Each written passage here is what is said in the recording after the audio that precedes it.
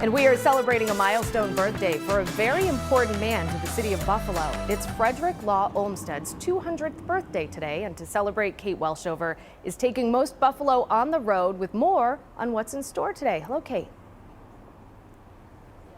Yes, here we are in Soldiers Circle, and we're celebrating Frederick Law Olmsted, as so many cities around the country are. We're joined by Stephanie Crockett. We've been sitting here chatting about him and what an interesting person he was. And I loved this new piece of information that he failed at 7 jobs before he landed on this one that he is so well known for. He did.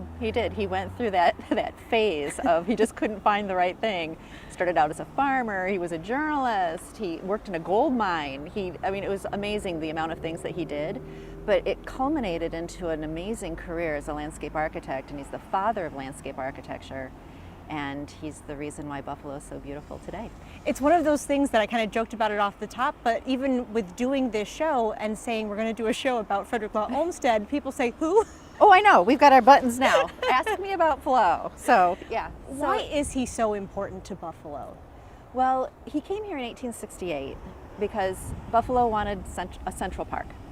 And they showed him some property, and he decided, you know, I'm going to create a park system. And it was the first one in the nation.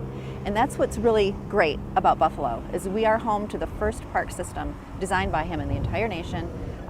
We've got 24 pieces of Olmsted art right here in the city, and it's brought so much joy to so many people for generations, and that's why we take care of it. And we're standing in the middle of it right now, you know, looking at a place that, you know, where the trees are intentionally placed to be where they are. And you said something interesting before we went on the air as well about not wanting this to be a grass museum.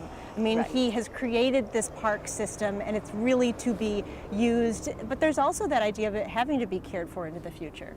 Absolutely, because the parks can get loved to death, and then we won't have these beautiful parks. So we try to balance that. We work really hard to balance the historic integrity of these gorgeous parks with the modern need for recreation and passivity that make them so healthy. And it's good to give people that information, because we know so many more people sort of post-pandemic here and during the pandemic explored the great outdoors. And we're going to be exploring so much more about Frederick Law Olmsted throughout the hour. We've got much more to come, still ahead, revealing more of Frederick Law Olmsted's vision and influence in an unknown story of Western New York. Our pal Peter Gallivan is going to be here with more on that.